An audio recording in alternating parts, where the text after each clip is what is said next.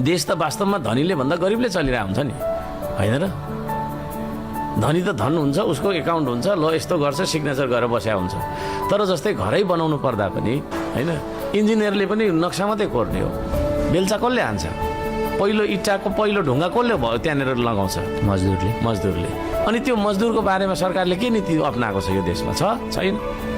हामी मजदुरको किसानको बारेमा यति राम्रो नीति ल्याउँछौँ, बिमाको कुरा, स्वास्थ्यको कुरा, होइन, पर्सनल्ली तपाईँको चाहिँ डेटा उठाएर हामी काम गर्छौँ। र उहाँहरूलाई चाहिँ मैले काम गर्दाखेरि केही हुँदैन रहेछ भन्ने, अब सेफ्टी छैन है।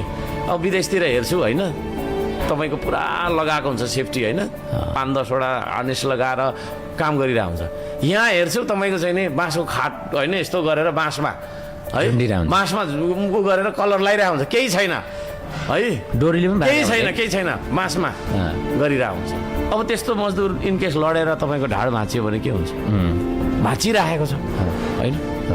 ती मान्छेहरूको ढाड भाँचियो, खुट्टा भाँचियो भने उसले काम गरेर भरे बेलुका चाहिँ चामल लगेर जानुपर्ने र खुवाउनु पर्ने बालबच्चा के हुन्छ?